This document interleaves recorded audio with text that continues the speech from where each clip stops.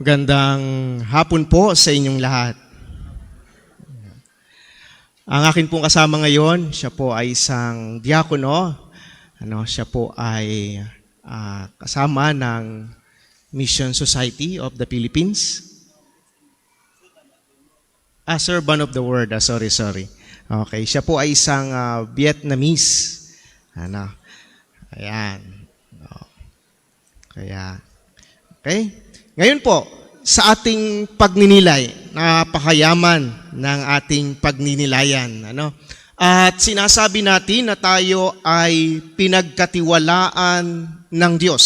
Yan yung maliwanag na sinasabi mula sa unang pagbasa hanggang sa ating mabuting balita, tayo'y pinagkatiwalaan ng Diyos.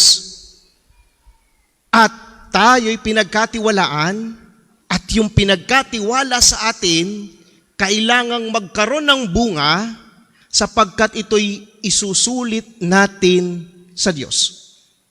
Ngayon, pag tinanong ko kayo, anong pinagkatiwala sa inyo? Pag sinabi kong kayamanan, sasabihin naman ninyo, nako, wala ho eh. Ay di lusot na agad kayo. Wala akong kayamanan eh. Pag sinabi kong talino, hindi ho. Yung iba ho, matalino. Ako naman ho, hindi masyado. Pag sinabi ko naman sa inyong oras, nako, di ho masyado at ako ho'y masyadong busy.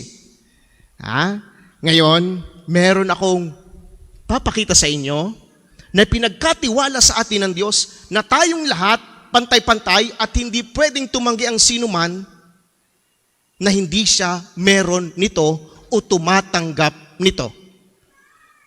Yan, di kayo kakalusot ngayon. Mga minamahal na mga kapatid, ang Diyos ay nagtitiwala sa atin ng mga biyaya. At kung ating titingnan, napakaraming biyayang ibinibigay sa atin ng Diyos.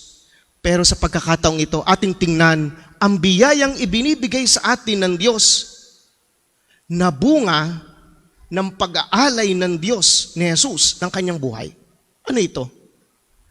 Ang 7 sakramento ng simbahan. Lahat tayo tumanggap nito. Huwag kayong tatanggi. Binyag. Nang tayo'y binyagan, lahat binigay sa atin. Ang tawag lahat sa atin nung tayo'y binyagan, tayo'y mga naging anak ng Diyos. Wala akong binibinyagan na sinasabing, ay, hindi ka kabilang sa kaharian ng Diyos. Hindi. Yung sakramentong ito'y ibinibigay sa atin, pantay-pantay tayo. Lahat tayo. Kaya nga pag minsan nakakatawang mapakinggan sa ilan, sinasabi, gusto ko ho yung binyag ng aking anak ay special. Ba? Gusto yung special? Gusto pang lumampas sa langit? Ay lahat naman tayo, pantay-pantay binibigay ang sakramento ng binyag. At yung bunga noon, yung ibinibigay sa atin, pare-pareho.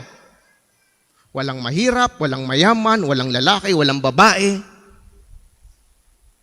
Lahat ibinibigay ang maging anak ng Diyos. Tanyan? Binigay sa atin, pinagkakatiwala sa atin, at kung ating titingnan, bakit nga ba ako'y ginagawang anak ng Diyos? Ay dahil gusto ng Diyos, bilang kanyang anak, magbunga ito sa inyo. Magbunga ito sa atin. Paano magbubunga? Ay di pagiging tunay na anak ng Diyos. Kaya ang tanong, nagbubunga ba? Yung binyag ba na ating tinanggap, nagbubunga ba sa atin? Ipinapakita ba talaga natin na tayo'y anak ng Diyos? Kapag meron ho kayong anak, anong gusto ninyo sa inyong anak? Gusto ko hinasunod yung aking anak. Tanong agad, tayo'y binigyan ng biyaya ng Diyos na kanyang maging anak. Tanong sa atin, bilang mga anak, tayo ba'y sumusunod sa Diyos? Pinagkatiwalaan, hinihinga ng bunga. May isa pa ho, pinagkatiwala sa atin ng Diyos. Ang sakramento ng kumpil. Sa kumpil, ibinibigay sa atin ng Diyos ang Espiritu Santo sa lahat ng kinumpilan. Wala akong kinumpilan na sinabing kaunti lang ang Espiritu Santo. Lahat binibigyan ng Espiritu Santo kasama ang mga bunga, fruits of the Holy Spirit at ang mga regalo ng Espiritu Santo. Ibinibigay po lahat sa atin yan. Di ko na isa-isahin at hahaba tayo. Binibigay ho sa atin yan. At anong dapat maging bunga? Tayo ho, nung tayo kinumpilan, tayo ho ay inasahan na dahil nasa sa atin ang Espiritu Santo, biyaya ng Diyos, pinagkatiwala sa atin, dapat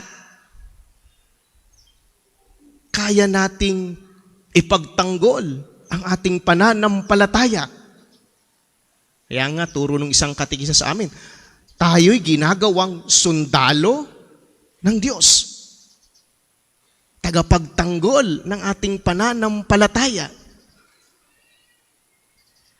Anong bunga? Nagbubunga na ba? Ito ho, ito'y special naman. Di naman lahat ito'y tumatanggap nito. Ang sakramento ng kasal. Ibinibigay sa atin para ano? Sabihin niyo, wala naman ho kaming nakikitang parang biyaya.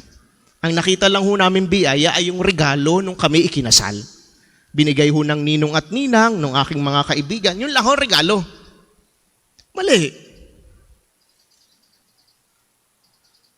Tayo ay nakipagkasundo sa Diyos na tayo'y magiging tapat.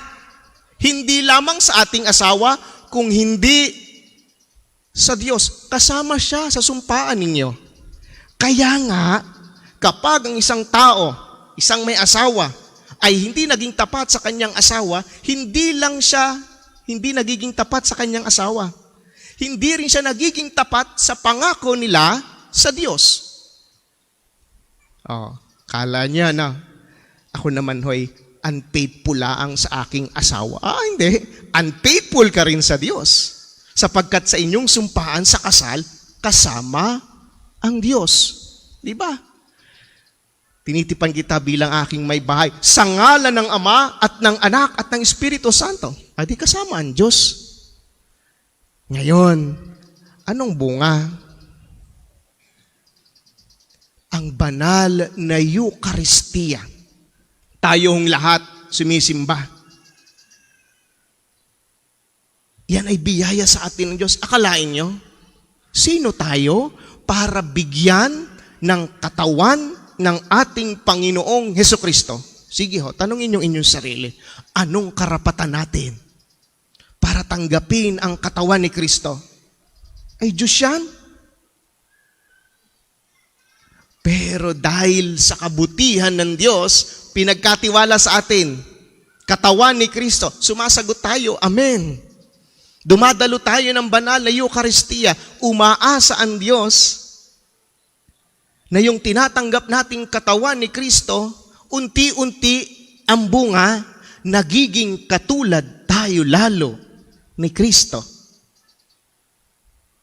Nagbubunga na ba yung pinagkatiwala sa atin? Ang sakramento ng kumpisal. Sakramento ng pakikipagkasundo. Kalain niyo yun? Nagkasala tayo laban sa Diyos. Pero ang Diyos gumawa ng paraan, sige, pag nagkumpisal ka, patatawarin kita. Anong bunga nun? Para maging anak ulit tayo ng Diyos. Para makalapit ulit tayo sa Diyos. Yun yung biyaya. Ay binibigay sa atin ng Diyos. At lahat yan ibinibigay sa atin pag tayo nangungumpisal.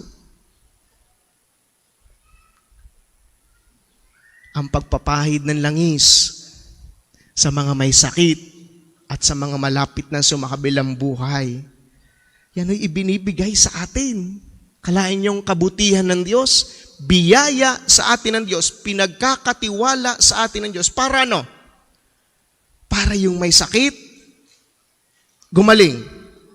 Hindi man siya gumaling physically, kung yun ang kalooban ng Diyos, siya'y gumaling sa kanyang sakit na espiritual. Kalain nyo, biyaya ng Diyos.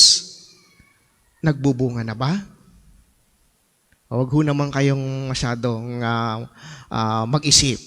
Meron din kami, tinanggap namin ang biyaya ng ordinasyon.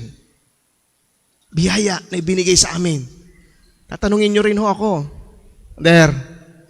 nagbubunga na ba? Parang hindi pa ho. Hindi ko ho alam. Pero nagsusumikap na magbunga.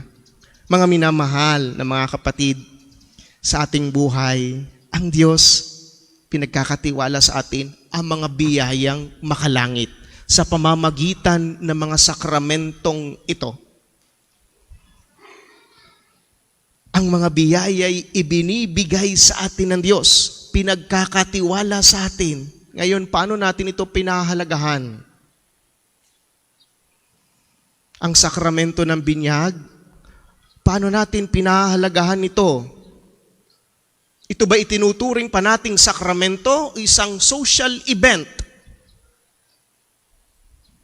Isang family gathering? Hindi na siya sakramento. Siya isang pagtitipon-tipon na lamang. Minsan, parang nagiging class reunion sapagkat lahat ng ninong at ninang kaklase lahat nung high school.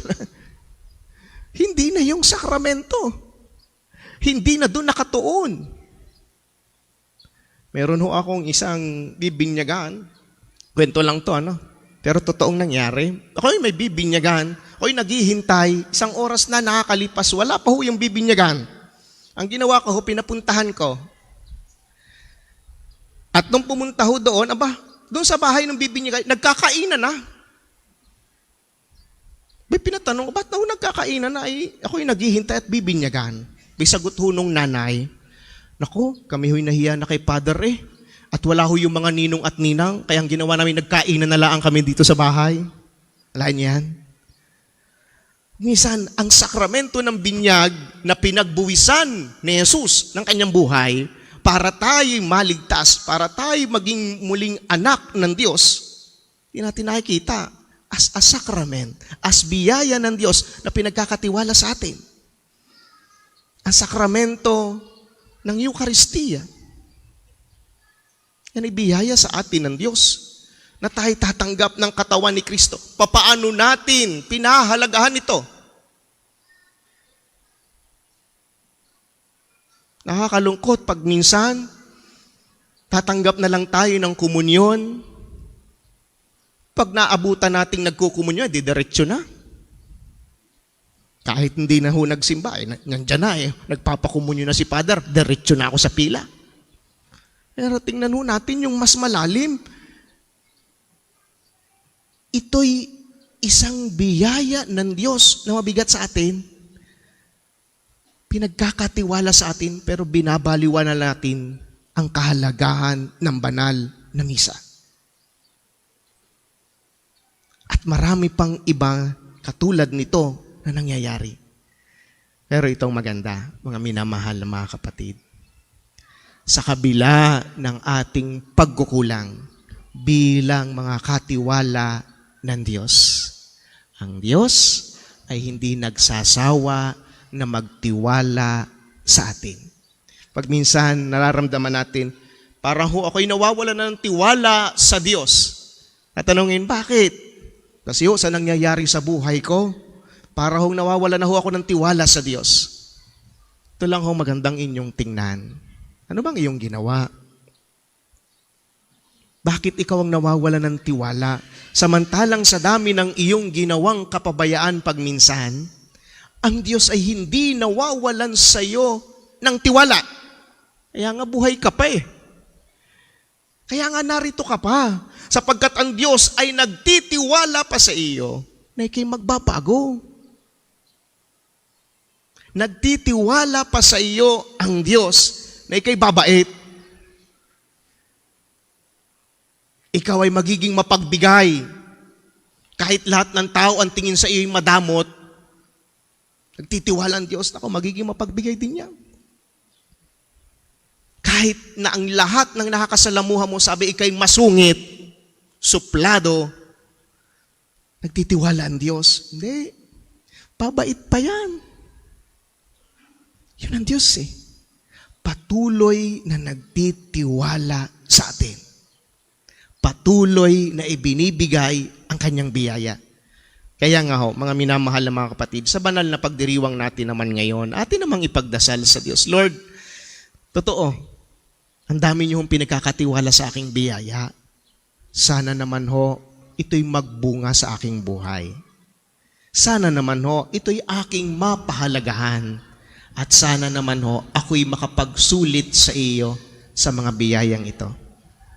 At sana po, patuloy din akong magtiwala sa iyong kabutihan, sa iyong pagmamahal, sa iyong awa sa akin.